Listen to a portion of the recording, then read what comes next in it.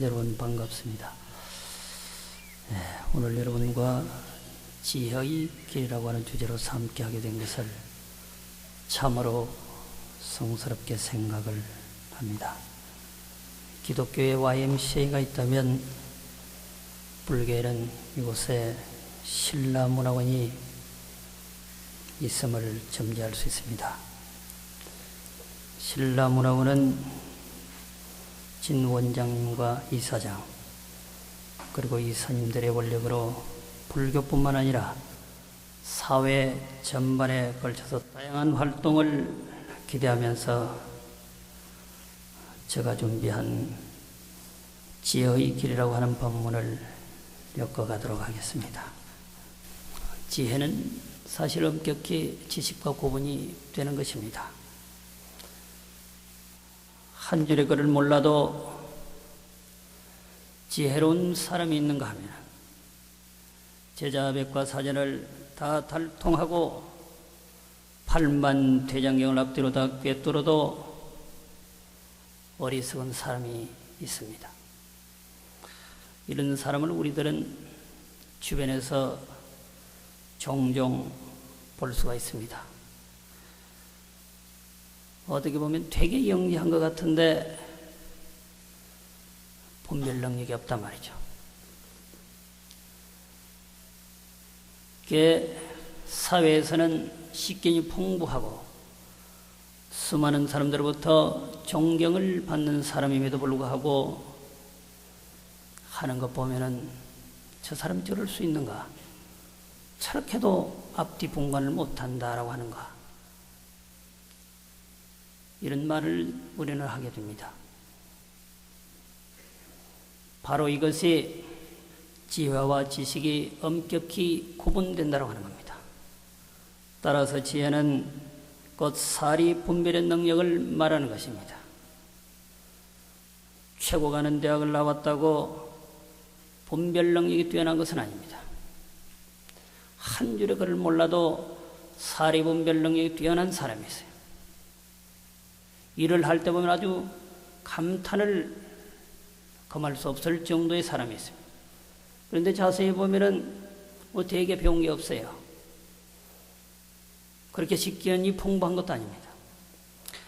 공자는 무료 본말하고 사유종세하니 지소 서너면 건도이라. 공자도 그랬어요.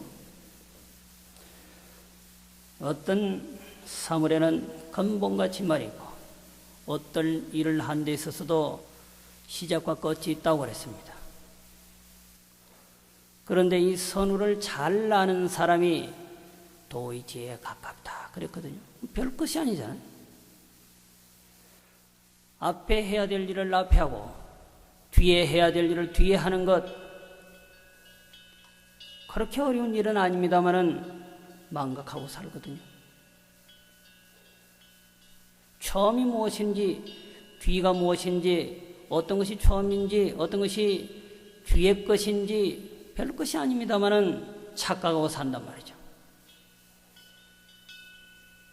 이것만 알면 도예가 갑다라고 했어요.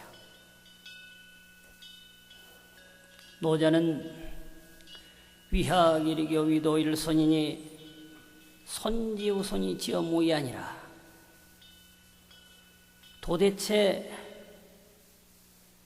학문 식견이라고 하는 게 뭐냐 말이죠. 매일같이 채우는 거라고 그랬어요. 머릿속에 계속 채우는 겁니다. 능력 있는 교수를 통해서 식견을 머리에 집어넣고 비싼 가위를 통해서 다양한 식혜를 머리에 집어넣어요. 계속 채워넣는 것입니다. 어떻게 머리가 많이 아픈 사람은 잘은 몰라도 머리에 집어넣은 것이 너무 많아서 머리가 아플 것입니다. 별것 아닌데 고민을 해보세요. 별것 아닌데 범민을 해보세요. 갈등해보세요. 머리가 터져나가거든요. 그때 어떻게 해야 됩니까? 그것을 지우는 것만이 치료의 유일한 약이거든요. 위한길이기라. 학문이라고 하는 것은, 식견이라고 하는 것은 계속 머리에 집어넣는 겁니다. 요사이 어린아이들이 어떻습니까? 학교에 갔다 오면 그냥 쉬는 것이 아니라, 그 학과 공부만 하는 것이 아니라 피아노 학원에도 가야 되지요. 그림 학원에도 가야 되지요. 태권도 학원에도 가야 되죠. 쉴 틈이 없단 말이에요. 계속 머리에 집어넣는 겁니다. 이게 학문이라.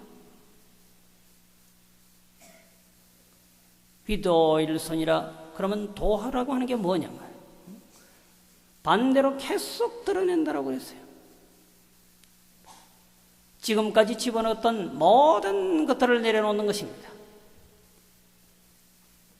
하나 둘 엄청난 돈을 투자해서 머리에 집어넣었던 것들을, 가슴 속에 채워넣었던 것들을 모두 다 내려놓는 것입니다. 손지우손이라. 계속 드러내. 들고 들어서 들 것이 없는 상황에 도달하게 되면 노자는 비로소 무의자연에 도달한다 그랬어요. 무의자연은 그냥 그렇게 자연스러운 거단 말이죠. 이것은 채워서 얻어지는 게 아니란 말이에요. 반대로 내려놓아야 얻어지는 거라고. 방아착해야 얻어지는 거라고. 결국 도의지혜라고 하는 것은 매일같이 드러내는 것입니다. 수많은 돈을 투자해서 채워넣는 것이 아니라 한 푼의 돈도 투자하지 않고 그냥 내려놓는 거란 말이죠. 지금 이 세상은 지식으로 병들어가고 정보와 물질로서 병들어가고 있습니다.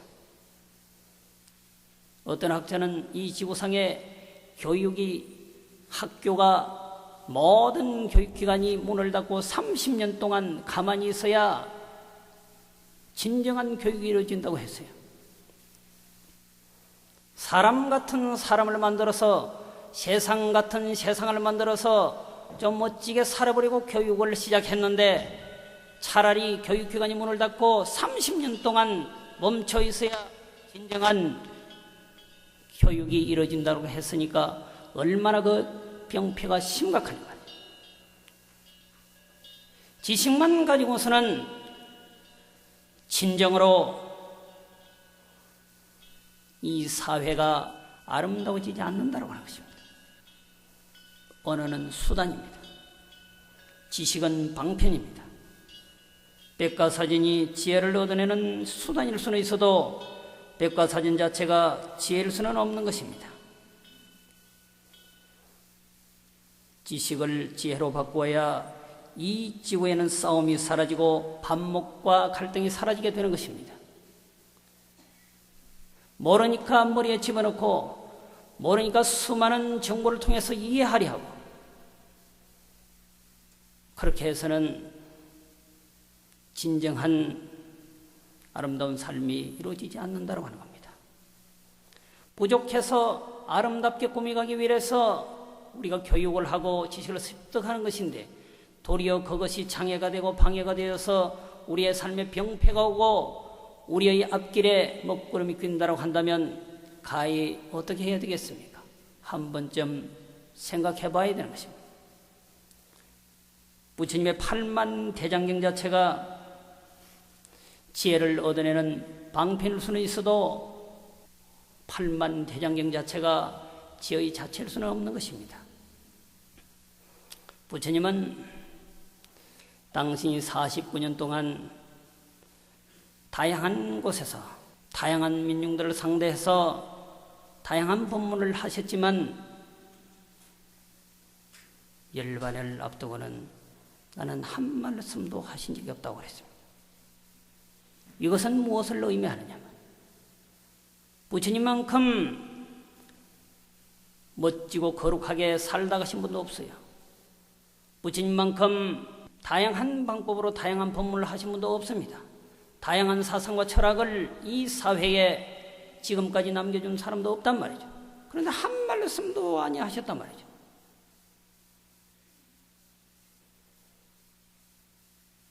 결국 지식이라고 하는 것은 지혜를 얻어내는 수단에 불과하다니까요.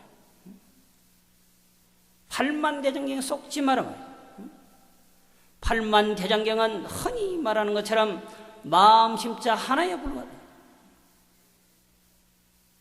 그 하나의 마음심자를 가르쳐주기 위해서 40분이의 고뇌가 필요했던 것이에요. 우리는 이것을 이해해야 되는 것입니다. 말씀을 하셨는데 하신 적이 없다라고 그러잖아요.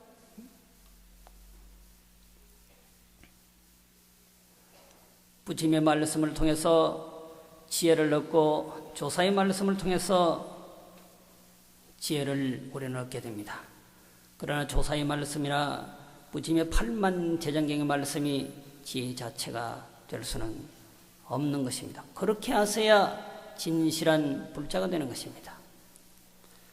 중국의 무문선사라고 하는 큰 스님은 한 생각 쉬면 천하의 모든 것이 내 것이라고 했습니다. 그리고 그것이 지혜인의 길이라고 말씀을 하였습니다. 모두 합장하십시오. 춘효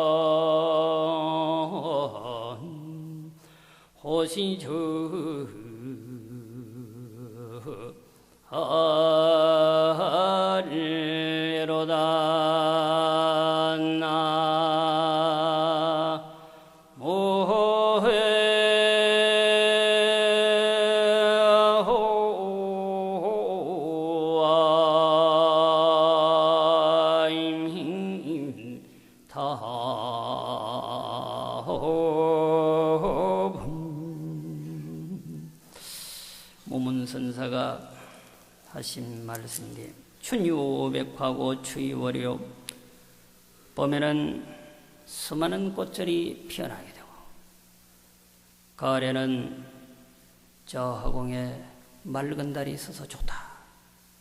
하요량풍하고 동류소리로다. 여름에는 서늘한 바람이 있고 겨울에는 차라리 눈 내림이 있어서 좋다 그랬어요. 양무한사 개심도하면 만약에 쓸데없는 일은 마음속에 묻고두지 않는다면 편신간 호시이라. 그때 비로소 인간의 좋은 시절이라. 그러면 좋은 시절이 뭐냐? 멋진 사람에게 시집장가를 보내고 억만금을 얻고 벼슬을 얻고 그리고 주변의 모든 놀릴 수 있는 요건을 얻는 것이 호시일이 아니다 말이야. 한 생각 쉬면은 그것이야말로 인간의 호시질이라고 했어요. 쓸데없는 생각들을 내 마음속에 잡아두지 않고 놓아버리게 되면은 그때 비로소 호시절이라고 합니다. 가을날이 좋아서, 여름날이 좋아서, 겨울날이 좋아서 호시절이 아니라, 돈 없는 사람이 돈 좀 벌었다고 호시절이 아니라, 벼슬 없는 사람이 벼슬 조금 얻었다고 호시절이 아니라, 놓아버리면, 마음속에 쓸데없는 번민 갈등을 놓아버리면 그때 비로소 호시절이라고 한다.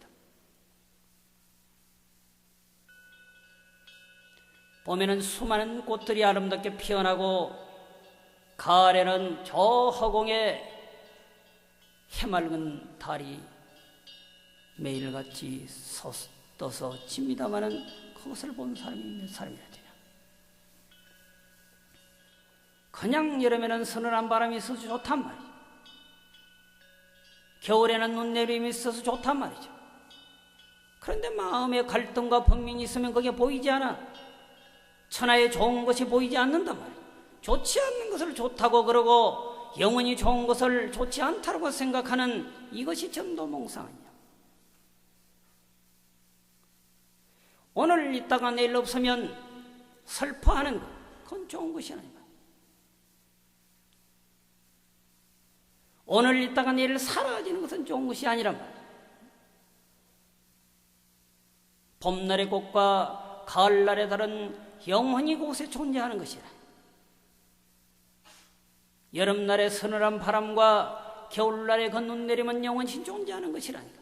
대자연의 철학이 그것인데, 대자연의 섭리와 철학을 버리고 한순간 있다가 없어지는 것, 그것을 하나 가지면 호시절이라고 한다. 내 마음속에 갈등과 번민을 쉬어버리면 모든 것이 내 것이 되는 것입니다.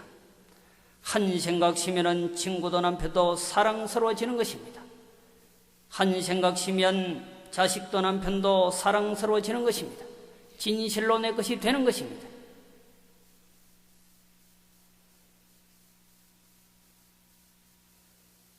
명예를 포기하고 돈을 포기하면 그 밖에 모든 것이 내 것이 됩니다. 레무일물레오 거역공수거라 그랬어. 올 때에 한 물건도 가져온 적이 없고 갈 때 또한 빈손으로 간다고 그랬거든. 여실한 철학. 왜 수위에는 호주머니가 없느냐 말이야. 있는 것 없는 것 다 해드려서 보내야 되는데 가져갈 수가 없잖아. 저금 통장도 가져갈 수가 없고 내가 사라진 길에 벼슬 깨나 했다 손치더라도 그 벼슬을 가져갈 수가 있단 말이야. 아파트 열쇠고리도 가져갈 수가 없다. 잘 타고 다니던 차도 가져갈 수가 없단 말이야. 남편도 자식도 데려갈 수가 없단 말이야. 누구를 데리고 가냐 말이야. 그 호주머니에 무엇을 넣고 가냐 말이야. 가져갈 수 없으니까 호주머니를 만들 필요가 없잖아. 거역공수거라 떠날 때 그냥 빈손으로 간단 말이야. 빈 주머니에 무엇을 채워? 살아생전을 채울 게 많다. 돈도 채우고 명예도 채우고 사랑도 채우고 이념도 채우고 철학도 채운다. 죽어서는 그걸 다 가져갈 수 있는 것이냐 말이야. 죽음에 임박해서 그것을 다 가져갈 수 있느냐 말이야. 여러분들이 가장 좋아하는 것, 가장 사랑하는 것을 포기하면 진실로 천하의 모든 것을 얻습니다. 여러분들이 가장 좋아하는 돈과 명예를 버리면 천하의 모든 것이 내 것이 됩니다. 돈 때문에 좋은 것이 보이지 않아요. 돈 때문에 친구도 보이지 않고 부모도 보이지 않고 남편도 부인도 아들 자식도 보이지 않아요. 돈의 구름에 가려서 모든 게 보이지 않는단 말이에요. 그놈만 싹둑 잘라버리면 모든 것이 내 것이 됩니다. 돌아가신 철우 스님께서는 항상 영가법문을 하시면 영가야 불러놓고 너 돈 하다 죽었지. 인생의 절반이 아니라 인생의 전부가 돈 타령 아니야. 돈 타령하는 노래 하나 만들어 놓으면 인기가 아주 상승할 건데 저도 그런 노래는 못 만들어 봤어요. 인생의 절반이 아니라 인생의 전부가 어떻게 보면 돈에 매달려 사는 것이야. 그 돈의 구름 때문에 진짜 좋은 것이 보이지 않는다 말이야. 호시절이 하루 이틀 살날 계속 지나가는데 그놈 때문에 보이지 않는단 말이죠. 여러분들은 이곳에 삽니다마는 스라블의 별빛을 도대체 몇 번이나 보셨습니까? 스라블의 찬연한 단풍이나 대자연이 숨쉬는 소리를 몇 번이나 들어보셨습니까? 1300, 400년 전에 스라블의 소리를 몇 번이나 들어보셨단 말이에요. 이미 스라블의 그 숨소리, 대자연의 향연은 이미 여러분들의 것이었습니다. 따라서 그것을 취하는 사람이 큰 부자란 말이에요. 돈을 얻고 명예를 얻는 것이 부자이고 슬기로운 사람이 아니라 대자연의 섭리, 대자연의 향연을 내 것으로 만드는 사람이 진짜 부자인 것입니다. 그것은 돈 드는 게 아니잖아요. 돈을 벌기 위해서는 돈이 필요하지만은 대자연의 부자를 얻기 위해서는 돈이 필요 없다니까. 그것을 포기해야 비로소 얻는 거라. 그렇다고 매달같이 주는 월급을 갖다 버리라고 하는 것이 아니잖아요. 그것 버리고 어떻게 살아요? 갓대에 집착하지 마라. 금강경의 도리가 뭐예요? 억무소주 이생기심이에요. 금강경은 억무소주 이생기심 하나면 끝나는 거예요. 육조 스님은 그 단어에 단박에 알아차릴 거예요. 억무소주 이생기심은 무심이라는 뜻이거든. 그냥 무심으로 하란 말이에요. 돈을 포기하고 명예를 포기하면 천하를 얻는다 하니까 주는 돈을 갖다 버리라고 하는 것이 아니에요. 장차관 자리 갖다 버리라고 하는 것이 아니란 말이에요. 억무소주 이생기심으로 하는 겁니다. 집착 없는 마음으로 하는 거란 말이에요. 구하려 하면 안 되는 것이잖아요. 돈이라고 하는 놈은 저는 이렇게 얘기를 합니다. 그놈의 눈이 세 개라고 해요. 보통 사람의 눈은 두 눈인데 그 돈의 눈은 세 개야. 그러니까 돈이 잘 알아. 못 보는 것이 없어. 저 집에 가야 될 건지 저 집에 가지 말아야 될 건지 돈이 더 잘 안다니까. 내가 아무리 그 돈을 움켜쥐고 싶어도 그 돈은 영리해서 안 간다니까. 인생 살아보니까 그렇지요. 아무리 돈 좀 벌어보려고 해도 안 되잖아요. 별의별 짓을 다 해도 내 손에 돈이 안 들어온단 말이죠. 차라리 그 마음을 내려놓고 무심코 하게 되면 갑부가 될지도 몰라요.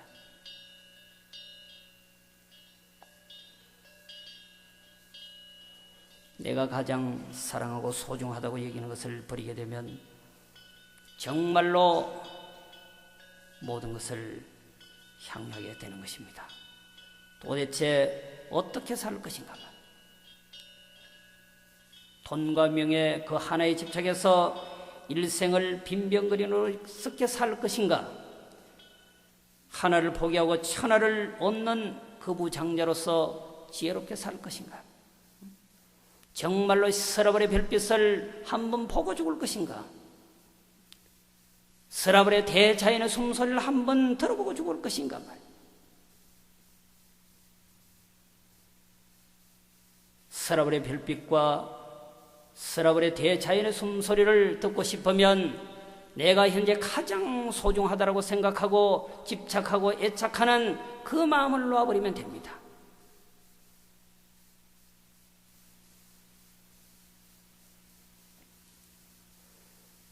어떻게 살 것인가? 이것은 전적으로 여러분들에게 달려 있습니다. 당나라 때 호남성에 두 처녀가 있었는데 큰언니는 일찍이 죽었습니다. 동생이 아름답게 커갔어요. 어린 시절부터 이 동생에게는 왕주라고 하는 사람이 하나 따라다니면서 우리 크면은 결혼하자. 아들 두어 보니까 어떻습니까? 넌 누구하고 결혼할래? 그럼 엄마하고 결혼한다 그래. 딸 보고 너 커서 누구하고 결혼할래? 그럼 아버지하고 결혼한다. 왜 그래요?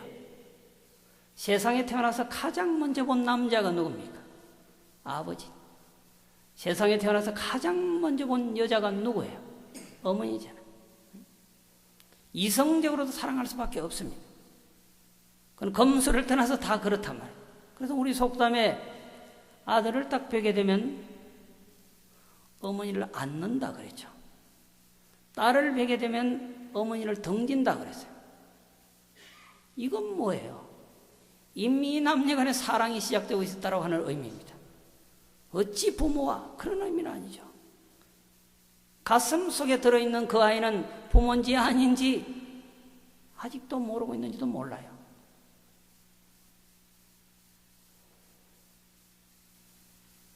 이 동생에게는, 청녀라고 하는 동생에게는 어릴 적부터 좋아했던 왕주라고 하는 사람이 있었는데 우리 크면 결혼하자 그랬다. 그런데 양가의 부모들도 크면은 그냥 사돈을 맺읍시다 그랬단 말이죠. 정작 결혼할 나이가 됐어요. 결혼할 나이가 되어서 이 처녀집에 부모가 딸을 결혼을 시켜야 되겠는데 과거 지사는 그 농담 삼아 들었던 것으로서 이제 취급하고 가문이 좋은 집에 혼사를 얘기하게 되고 급기야 나를 받게 됐습니다. 근데 이걸 알았단 말이에요. 왕주가 어릴 때부터 진실로 지금까지 커올 때까지 이 처녀를 좋아한 겁니다. 근데 갑자기 이 청녀가 결혼을 한다라고 그러니까 어떻게 마음을 붙잡을 수가 없어요. 그래서 집을 뛰쳐나갔습니다. 집을 뛰쳐나갔어. 울며 불며 이 거리 저 거리를 헤매다가 산길을 걸어가는데 저쪽에서 발굽 소리가 막 들리는 겁니다. 그래서 자세히 보니까 자기와 결혼하자라고 한, 어릴 적부터 농담 삼아 결혼하자라고 하는 그 청년란 말이 아가씨랑 얼마나 좋았겠어요. 끌어안고 울고불고 난리가 났습니다. 이 두 사람은 결국 도망을 간 거죠. 고향을 떠나서 두 사람이 식을 올렸는지 올리지 않았는지 살았습니다. 5년을 살았는데 아들이 둘이가 낳았단 말이죠. 정신을 차리고 보니까 고향 생각이 난다. 부모도 생각이 나고 둘이 결혼해서 산 지 5년이 지나니까 고향도 생각나고 부모도 생각나고 고향으로 가고 싶다는 거예요. 부인이. 왕주는 처음에는 안 된다고 그랬어요. 가면은 뻔하잖아요. 결과가 좋은 소리가 나올 리가 만무하단 말이죠. 하도 이 부인이 고향 한 번만 갔다 오면 좋겠다. 고향 위에서 고향만 바라보고 와도 괜찮겠다. 같이 갑니다. 배를 타고서 두 아들을 싣고서 같이 갑니다. 선착장에 내려서 부인과 두 아들은 그 배에 그대로 남겨두고 먼저 장인 집으로 갑니다. 죄송합니다. 죽을 죄를 지었습니다. 딸을 몰래 데리고 변방으로 떠나가서 5년 만에 돌아왔으니 죽여도 여한이 없다는 거죠. 그런데 깜짝 놀란 겁니다. 장인어른이. 이 사람이 가출을 하고 난 뒤에 왕주라고 하는 사람이 딸 나이를 좋아했던 이 남자가 떠난 지 5년이 됐다고 그러죠. 떠나고 난 뒤에 병석에 누워서 지금도 알아서 끙끙거리고 있는데 무슨 소리냐 이거야. 아닙니다. 지금 제가 데리고 왔습니다. 선착장에 있습니다. 아들도 둘이나 낳았습니다. 가보시죠. 장인어른이 가보니까 진짜라고.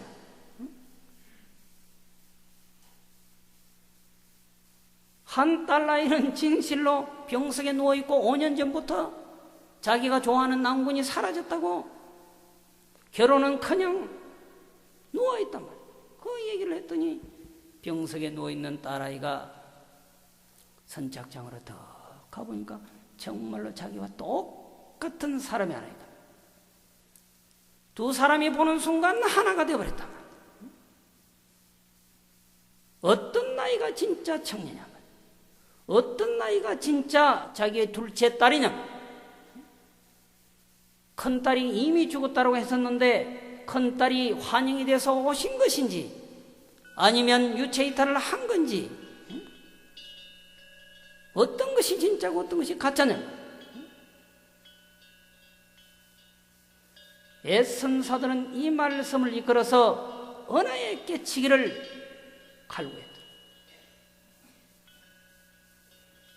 어떤 것이 이인일체냐 말이야. 일체이인이냐 말이야. 이러한 논리는 지식으로 알 바가 아니란 말이야.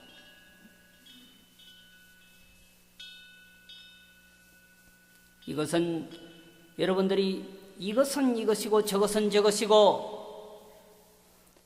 이 아이는 청녀고 저 아이는 청녀가 아니다라고 하는 이런 사고를 내려놓을 때, 고정된 사고를 내려놓을 때, 지식으로 탈출할 때 내가 지금까지 갖고 있던 모든 사상과 이념을 쏙도리째 놓아내려버릴 때 찰나간에 알게 되는 것입니다. 지식의 영역이 아니단 말이죠.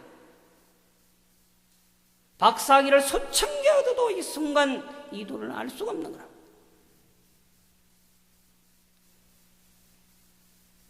모든 것을 방아차가고 여러분들의 마음을 백지 상태로 돌려보낼 때 비로소 그 도리를 알 수가 있는 것입니다. 모두 합장하십시오. 건진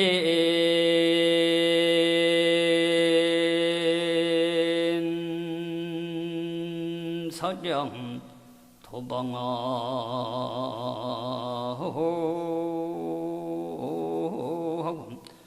단화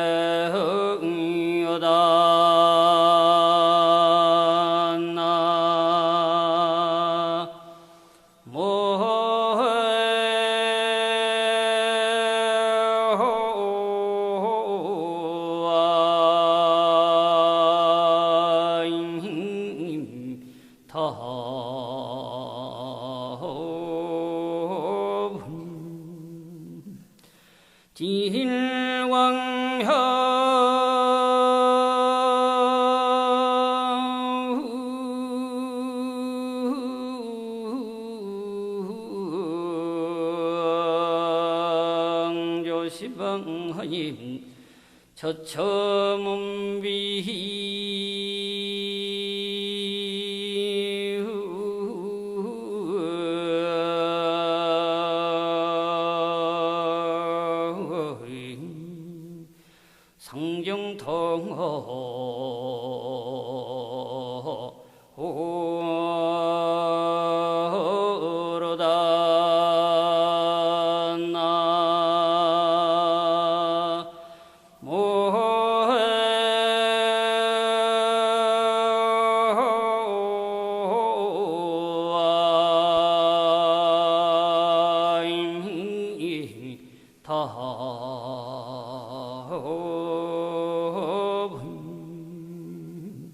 건진사량 도방하고 탄관신부를 차구해. 우리가 분별을 이렇게 하는 것은 간단하거든요. 내가 본단 말이야. 건이라고 하는 게 뿌리라, 주체란 말이야. 흔히 이제 분류해서 심청, 심리학을 표현하면 안입이 설르시니까 이게 육건이야. 색성향 및 촉법이 육진이라. 건이라고 하는 것은 뿌리로서 근본이란 말이야. 보는 주체란 말이야. 진이라고 하는 것은 보이는 대상이란 말이야. 내가 무엇을 보느냐. 일체 사물을 본다. 구체적으로는 다양하게 학교도 볼 수도 있고 빌딩도 볼 수 있고 차도 볼 수도 있고 자연의 물, 나무, 돌 모든 것을 본단 말이죠. 그 보고서 내가 좋다. 아, 저건 별것 아니네. 귀로서 듣는 것도 마찬가지예요. 무얼들이 소리를 듣는단 말이에요. 참 아름다운 선율이다. 그건 참 재미없구만. 성미에 안 맞아. 그게 뭐예요? 내가 보고서 분별하는 거란 말이에요. 건진사량 도방하라. 내가 모든 것을 보고 좋다 나쁘다, 모든 소리를 듣고 좋은 소리다 나쁜 소리다 하는 이러한 산임을 모두 다 내려버려라. 그리고 마음의 부처를 스스로 의지해서 귀하라. 지힐 광명 조시방하니 지혜 태양 광명이 시방 세계를 비추니 처처가 정토가 아님이 없다 그랬거든. 정토라고 하는 것은 지혜 태양이 비춰지는 곳이란 말이야. 사바세계라고 하는 것은 지혜 태양이 사라진 곳이래. 역으로 말하면은 사바세계는 지혜인이 사는 곳이 아니고 지식인들이 사는 곳이고, 정토세계라고 하는 것은 지혜인이 사는 곳이란 말이야. 항상 그곳에는 지혜 태양이 쏟아붓고 있다.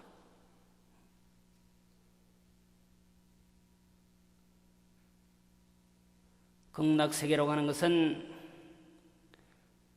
모든 것을 놓아버리고 찬연한 빛만 가진 존재들이 사는 곳이고, 사바세계라고 하는 것은 갈등과 산임 그리고 이원의 사고를 가지고 사는 사람들이 많은 곳이야. 상정토가 되기 위해서는 근진으로부터 일어나는 모든 사랑을 놓아버리면 된단 말이야. 쓸데없는 생각을 마음에 붙여두지 아니하면 그때 비로소 호시질이라고 그랬잖아요.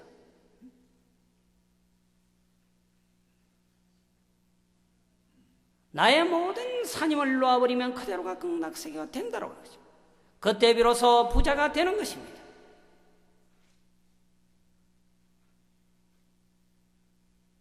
돈을 많이 가져야 벼슬을 많이 얻어야 부자가 되는 것이 아니라 모든 것을 놓아버려야 천하를 얻는단 말이죠.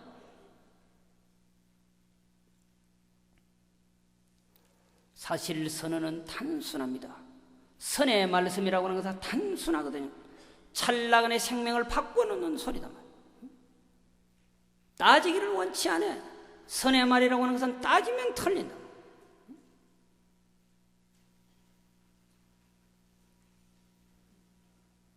어떤 스님이 강명 스님에게 묻기를 여하시 조사설이니까 그랬습니다. 이것은 어떤 스님 그리고 수많은 스님들이 썼던 용어예요. 여하시 조사설이. 어떤 것이 조사가 서쪽으로부터 동쪽으로 오신 참다운 뜻이냐. 수많은 스님들이 다른 표현을 했어요. 근데 강명 스님이 조고가 가라.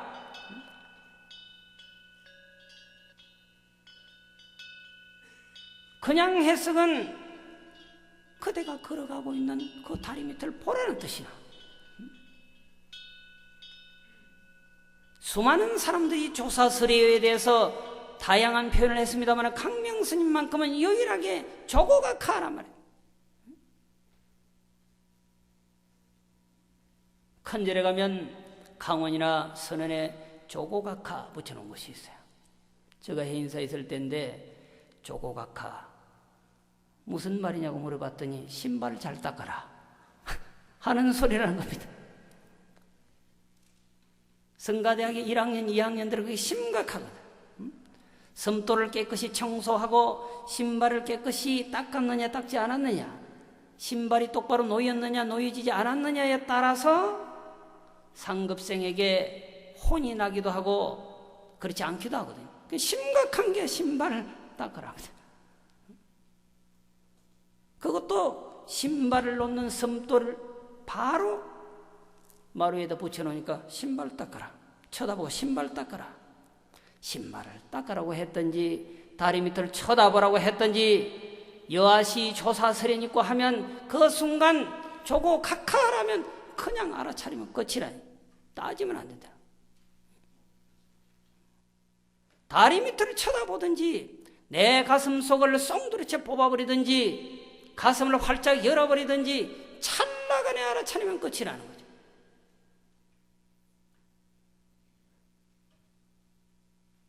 다리 밑을 쳐다보라고 각하라고 쓴 게 아니란 말이야. 다리 각자로 쓴 게 아니란 말이야. 그냥 순간 조고 각하라고 했을 뿐이라니까. 돈이라고 하는 게 그게 별로 필요 없는 거예요. 그런데 사바세계에 태어나서 죽기까지 과정 속에는 우리 이거 돈이라고 하자, 이거 가져오지 아니하면 물건 주지 말자, 룰을 만든 거 아니에요. 언어라고 하는 것은 규정된 법률이거든. 그런데 언어 자체가 우리가 원하는 목적은 아니단 말이죠. 그 언어를 빌려서 내가 원하는 그 무엇을 취하게 되어 있는 것이죠. 조고각하하라고 하는 것은 다리 밑을 쳐다보라고 소리가 아니단 말이에요. 조사설의 일을 물었는데 조고각하하라 했단 말이에요. 그러면 찰나간에 나의 참 생명을 봐버리면 끝이라. 그래서 선의 논리는 단순한 것입니다. 다리 밑을 어딘가 이것인가 저것인가 그러는 순간 나의 참 생명을 놓치게 된다고 하는 말씀입니다. 어차피 언어는 그 무엇을 얻게 하는 수단일 뿐입니다. 팔만 대장경 그 무엇을 얻게 하는 방편일 뿐입니다. 천경말론이 무비마스랴. 천경말론이 마구니슬 아닌 게 없다 그래요.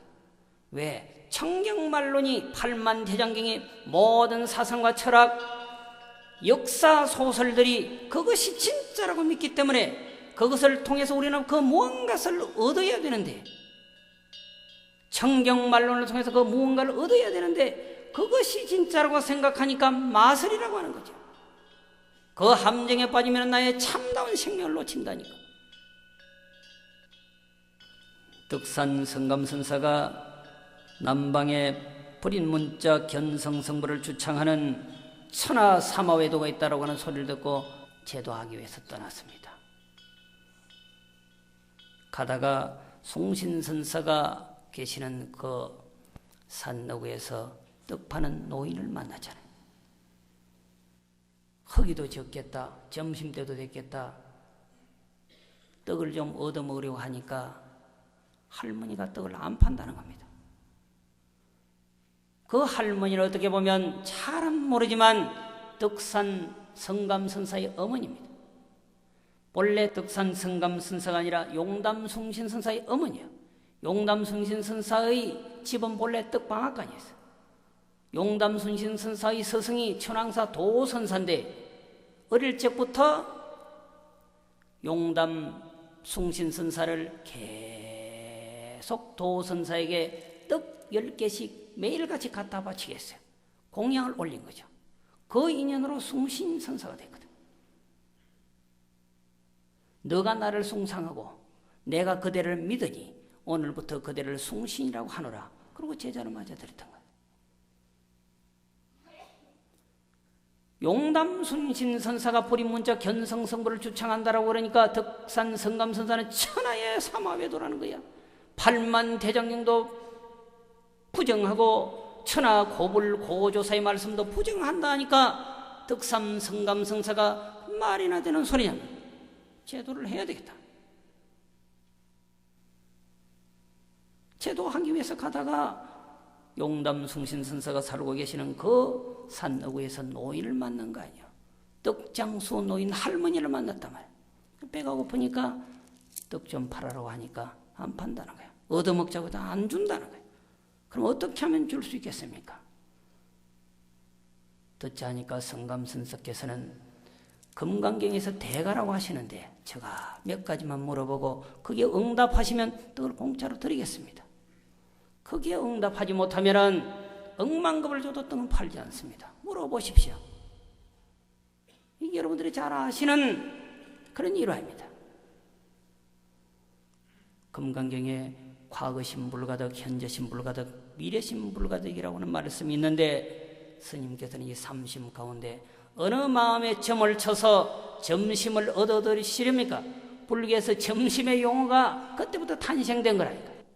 물론 그 이전부터 있었겠지만은 점심이라고 하는 단어가 그때부터 세상에 알려지기 시작한 거예요. 허기진 마음을 무엇이라도 잠깐 한 점 집어넣어서 면한다고 하는 거예요. 그것을 법으로 과거심에다가 점을 쳐서 떡을 얻어 드실래요? 현재심에다가 점을 쳐서 떡을 얻어 드실래요? 미래심에다가 점을 쳐서 떡을 얻어 드실래요? 과거심 불가득, 현재심 불가득, 미래심 불가득이라고 했는데 도대체 어느 마음에 점을 치시렵니까? 어느 마음이 진짜 마음입니까? 점 한번 쳐보십시오. 그러면 떡 드리겠습니다. 그때 그냥 머리가 날아가는 거야. 덕산 성감선사는 정말로 철퇴에 맞은 것과 같았어. 떡을 얻어먹기는커녕 노보살한테 한 싸대기 얻어 터지고 숭신선사를 찾아갔어요. 왔던 길이니까. 그러니까 숭신선사가 계시는 곳은 아주 서산에 못이 하나 있어. 그래도 아직은 기세는 남아서 용담의 용은 보이지 않고 잔못에 잔물길만 있는군요. 그리고 쳐다보고 있으니까 그때 비로소 숭신선사가 나온단 말이야. 맞아들여서 차를 한잔 하고 계속 땀놀래다. 그 밤이 돼서 주무셔야 될 거 아니에요. 객실로 안내를 하는데 촛불을 들었다. 촛불을 들고는 밝혀줍니다. 신발을 잘 신고 객실로 안내하기 위해서. 당연히 그래야 되겠죠. 지금처럼 뭐 스위치만 딱 올리면 불 켜지는 게 아니잖아요. 그래서 신발을 찾아 신으려고 하는 순간에 입으로 촛불을 훅 불어서 꺼버린단 말이에요. 당연히 덕산 성감선사는 우왕좌왕 하는 거죠. 그야말로 조고각하를 해도 다리 밑을 쳐다봐도 신발이 보이지 않잖아요. 깜깜하단 말이에요. 그때 뒤에 대고 용담 숭신선사가 하는 말씀이 자기 광명으로 봐야지. 그때 찰나간에 깨달아버려요. 아무 소리도 아니잖아요. 그게 무슨 소리예요? 불 꺼졌으니까 신발 못 찾아 신느냐 말이죠. 두 눈 어디 갔다 버렸느냐 말이죠.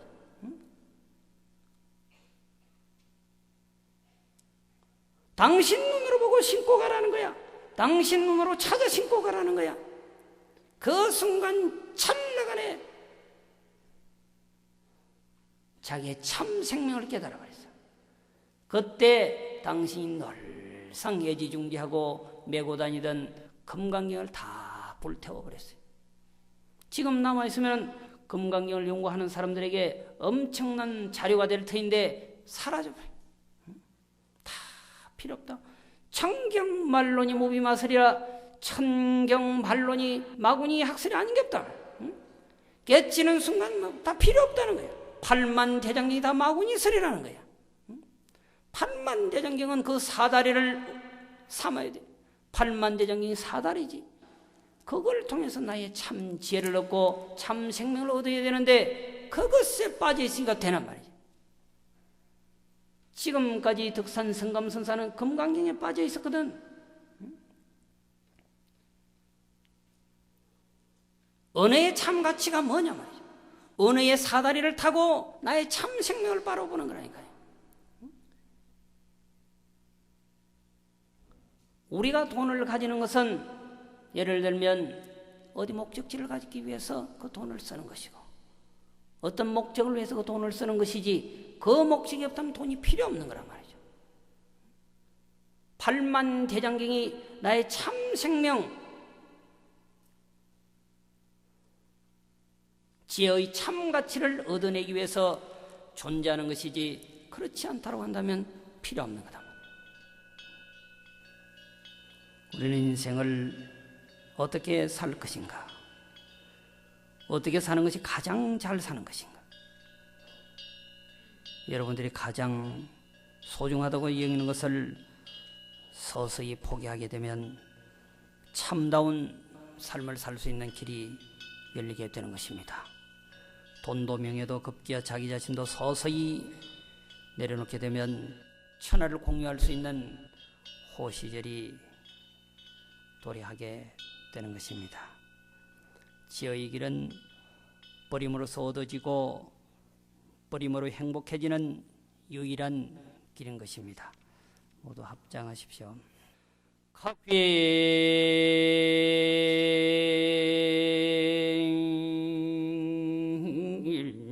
일서려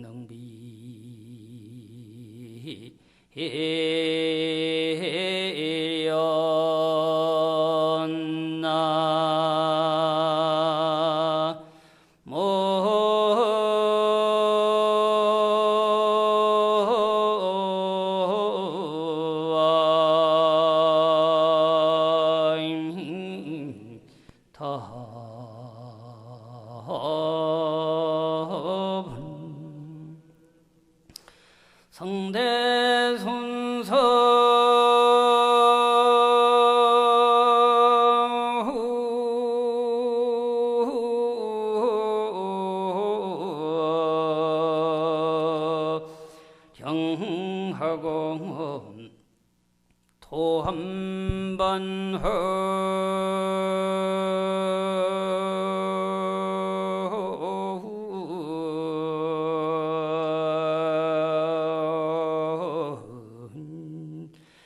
갱히로다